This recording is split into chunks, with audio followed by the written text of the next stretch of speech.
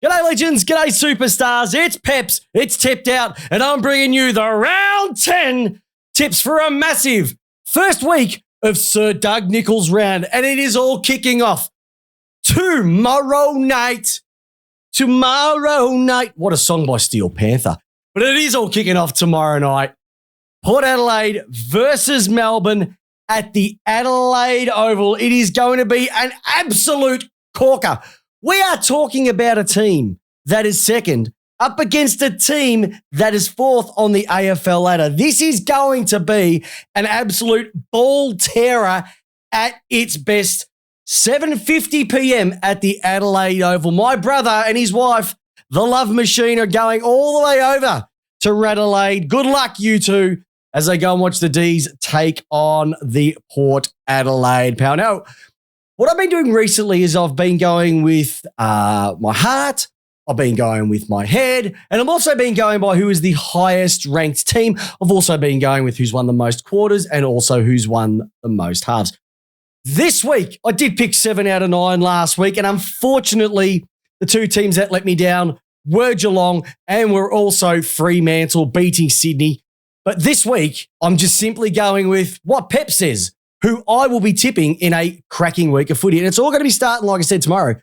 Port Adelaide and Melbourne, they're 5-all in their last 10 matchups. Melbourne are absolutely dominating when it comes to team statistics, rating points, kicks, handballs, disposals, disposal efficiencies. If you throw all that stuff together, there's only 3 areas that Port Adelaide are beating Melbourne. That's metres per disposal, the number of clearances, and the number of tackles, and the number of scoring shots inside 50. So when I look at that, I look at the ins of Tom McDonald and Christian Salem versus Darcy Byrne-Jones, Scott Lycett. Massive out of Todd Marshall. Yes, Melbourne does lose Tom Sparrow and Petty, but I have to go with my boys, the Demons. Not a big upset. I just think having no Dixon down forward and Lycett, who hasn't been in the greatest form, having to take on the twin towers of destruction, being Brodie Grundy and Max Gawn, is just going to be overall too much of a bridge to climb. So I'm going with the D's by less than 2 goals. So don't be surprised if it's going to be a close one, but I wouldn't be surprised if it's going to be a blowout to Port Adelaide. You just never know with these two teams, but it is going to be an absolute corker. Well, if you could talk about a team who is not looking forward to this weekend, it would have to be North Melbourne with the news of Alistair Clarkson stepping away. Sydney have won 9 out of the last 10, with North only winning round 7 in 2018. That's the last time they've saluted against Sydney. This one will be at Marvel Stadium, 1:45 on Saturday. Sydney have to bounce back after a pretty awful showing last weekend. Laddams comes in, Stevens comes in, but if you have a look at North, they've swung the axe a little bit as well too. Also with injury, Aaron Hall's in, Will Phillips is in, Powell's in, George Wardlow playing his first game.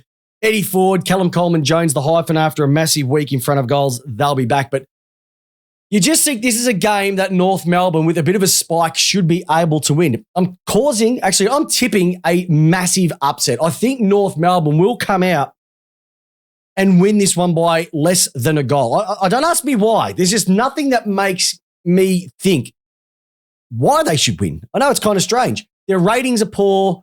Their past performances have been poor.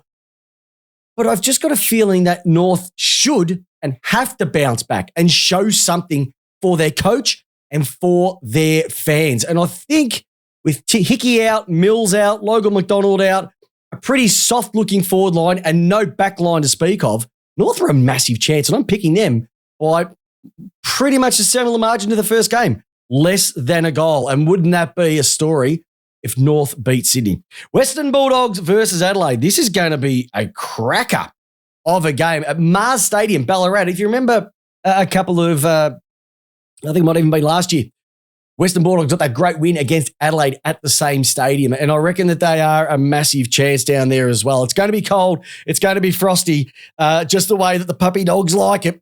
They are 5 apiece when it comes to the last 10 meetings.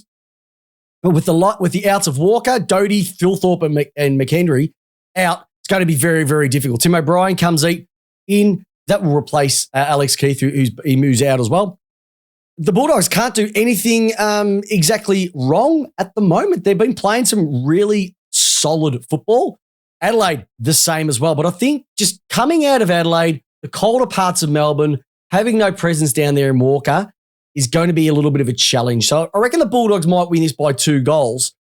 But once again, don't be surprised if the Adelaide Crows come out and dominate across the board. It's just the way I think this round, there's a lot of 50-50 games. Here's another one, for example, Fremantle versus Geelong, 4:35 p.m. at Optus Stadium. Fremantle had a great win on the road against Sydney last week.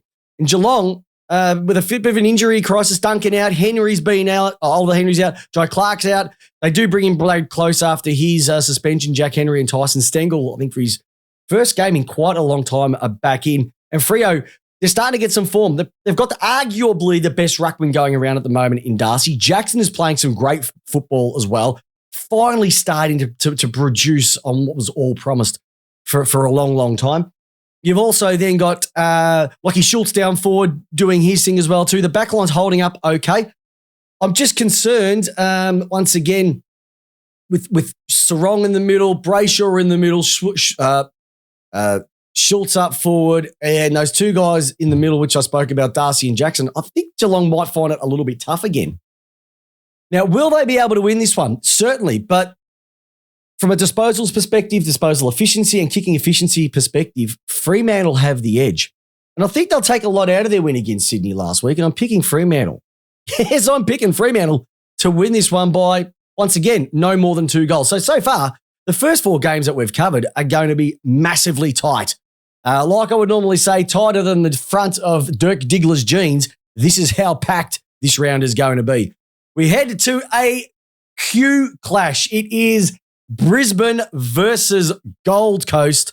Brisbane have won 9 out of the last 10. They've won 8 out of the last 10. The last time that Gold Coast won this was 5 years ago, 2018, round 5. Gold Coast, what can you say about them? They have been really, really good the last few weeks. Marble Chole's out, but you're bringing in Holman, you're bringing in Ainsworth, and you're bringing in Casbolt. Brisbane don't really lose anyone. Noah Ainsworth. It is going to be played at the Gabba. If this was at the Gold Coast, I would go with Gold Coast. But because it's with Brisbane, they're dominating everybody in front of them at the moment. I don't think this will be an easy game. If Gold Coast have been bringing what they've been doing over the last number of weeks, they're excelling when it comes to disposals. Their contested possession, they're ranking by more than 9 than their opponents every single week. They're getting more hit-outs to advantage. They've got a better ruckman. They're also laying more tackles. If they can put the heat on Brisbane, they may find it a little bit difficult. But I just think the scoring prowess, also Jackson Payne playing great footy down back, will also have to probably take out Casbolt, or he might go to King. But I think Harris Andrews will go to King. So I'm going to go with the Brisbane Lions to win this one by 3 goals. But it could be another one of those tidy-whities. Another cracking game that we're all looking forward to. It's one of the highlights of the year. Is Essendon Richmond, otherwise known as Dream Time at the G, 7:40 p.m. Essendon have been okay, and Richmond are back to their best after last week. Richmond have won the last 10 against Essendon, which is really sort of challenging to think that they've had that much of a stranglehold of this game and the competition, especially the way Essendon have been over the last couple of weeks. Hopper's out, Ben Miller's out, but Nankervis comes in. I think that's been one of the big gaps Richmond have had over the last number of weeks is that ruck influence. Nankervis being back is a big thing. Setterfield, Massimo, D'Ambrosio are out. Jordan Ridley comes back in. I just think with no 2-metre Peter at the moment, it's still a little bit difficult for Essendon to kick a comprehensive score, regardless of what Langford has been doing down forward. I think Richmond just showed a bit more spunk than they have over the last number of weeks. They were amazing against Geelong last week. And I think at the G, prime time crowd, there'll be 80,000 plus there. I reckon Richmond will take this one out. If I had to say by how much, I reckon this could be, I don't think it's going to be tight. I think it's going to be at least a 4-5 goaler, because if they get that running game, that chaos ball that they showed last week, there is no way Essendon are going to be able to stop that, regardless of what they've been doing over the last few weeks. I think Richmond were just sensational. Dusty was back. Cochin had a lot more up forward as well too. Bolton is a little bit more sexy. Down back, you had Bolter doing his thing. Jack Rewalt doing his thing up forward as well too. Taranto, apparently, the 151st best player in the league, according to Kane Corns. He's just rolling through the midfield and getting a ton of it as well too. And I just think Richmond have a lot more to prove, and they'll win this one quite easily as well too. All right, this is a game that not many people are going to be tuning into. It's going to be on Sunday. It's UTAS That's the University of Tasmania, for everybody who doesn't know, stadium. Hawthorn versus West Coast, a.k.a. the Harley Reid Cup is what they're playing for. They've split this one 5-5, and I don't think there's many people who have been watching it. There's been changes across the board for both teams due to injury and due to form after last week. Who do I trust more, Hawthorn or West Coast? Well, interestingly enough, West Coast have been playing okay footy the last few weeks, and Hawthorn got beaten by a sheer Melbourne that was just a lot more brutal around the contest, especially that first half, only kicking one goal at halftime. They were great in the third, fell away in the last. And I think this is a game that they're really going to want to win. I don't think this is a team that wants to tank. I don't think Mitchell would want to tank this one out. And I think that they will win. And they'll win it quite easily, 5 to 6 goals minimum for Hawthorn. Not the result that a lot of Hawthorn people want to hear, not a result that a lot of West Coast people want to hear. But I just like the way Hawthorn, when they got the game on their terms in the third quarter against the D's last week, they looked really, really good. And if they can bring that at the start, I think it's going to be way too much for West Coast to handle. Hey, traditional rivals, this one, Carlton versus Collingwood at the MCG. Prime time, 3:20 p.m. in the afternoon. You can't ask for a better slot time to be watching footy. 8 out of the last 10 to Collingwood. Dominating across the points. They're 27 ranking points up against the opposition. They're dominating in attack. They're dominating in defense. They're 15.6 ranking points overall better than Carlton.